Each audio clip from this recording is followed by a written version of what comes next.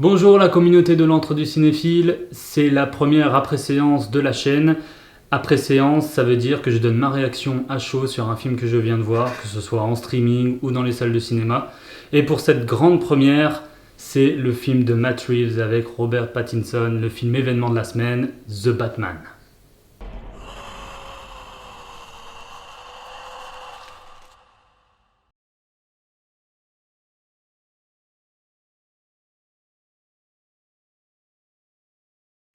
Résultat de cette après-séance, j'ai adoré le film. C'était vraiment un très grand moment de cinéma. Honnêtement, j'ai pas vu passer les 3 heures. J'ai vraiment trouvé que cette vision qu'avait Matt Reeves de Batman, déjà elle se réfère à de nombreux comics. Bon, je vais pas les étayer ici et je pense qu'il y a des grands connaisseurs qui vont voir rapidement de quel album je parle et je ne veux vraiment pas spoiler. Mais en tout cas, l'univers graphique de Matt Reeves, de toute façon, qu'on avait déjà vu dans La Planète des Singes, hein, l'affrontement et suprématie, ainsi que Cloverfield, moi je pense vraiment que ce réalisateur, on va en entendre parler dans les années à venir. Et en tout cas, je voulais vraiment revenir sur cette ambiance un peu gothique, un peu presque qui se réfère au film noir. J'ai beaucoup aimé le côté détective de Batman, on n'avait jamais vu cet aspect-là dans les films. Et dans les comics, on le voit assez régulièrement. Et j'ai trouvé que c'était une des meilleures parties du film, avec évidemment l'interprétation des acteurs, tous géniaux. C'est une galerie de personnages exceptionnelle, vraiment. Et j'aimerais offrir une mention spéciale à Monsieur Robert Pattinson, qui est exceptionnel dans le rôle de Batman, vraiment exceptionnel. Je me souviens qu'à l'annonce du casting, j'ai soutenu Robert Pattinson. Donc Robert, si tu regardes cette vidéo, je suis désormais libre pour être ton agent. Voilà, exactement. Bon, blague à part, non, vraiment, Robert Pattinson, je le soutiens depuis le début. Beaucoup n'ont vu que Twilight, donc tout de suite, on l'a rentré dans une case. Mais il avait déjà des interprétations de très grande justesse. Et je trouve que dans ce film, il correspond à la version de Batman plus sombre, mais beaucoup plus violente aussi. On n'avait vraiment jamais vu Batman donner des coups à ce point. Et bon, ouais, effectivement, la mise en scène joue dans cette optique de le rendre plus violent. C'est aussi un Bruce Wayne. On voit un peu moins en Bruce Wayne, du coup, je trouve que c'est un petit regret. On voit vraiment uniquement en Batman. Il y a quelques scènes seulement sans son masque. Mais justement, c'est pour amener, je pense, le personnage à par la suite.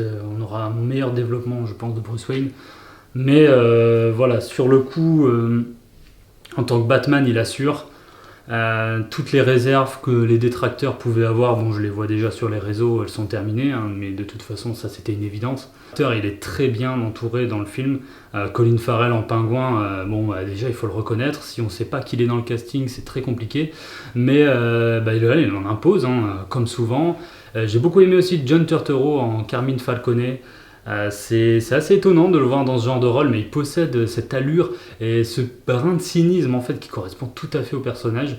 Un petit bémol quand même sur Zoe Kravitz, bon, que je ne trouve pas mauvaise dans le film, mais pas forcément tout le temps dans le bon ton. Mais voilà, après globalement le personnage est quand même assez bien écrit. Un mot aussi sur Paul Dano, excellent Riddler, mais Paul Dano c'est pareil, c'est un acteur qui est là depuis déjà un long moment. Moi je l'avais découvert dans Little Miss Sunshine, qui était super comme film. Et justement, il arrive à trouver la folie nécessaire, l'ingéniosité du personnage aussi.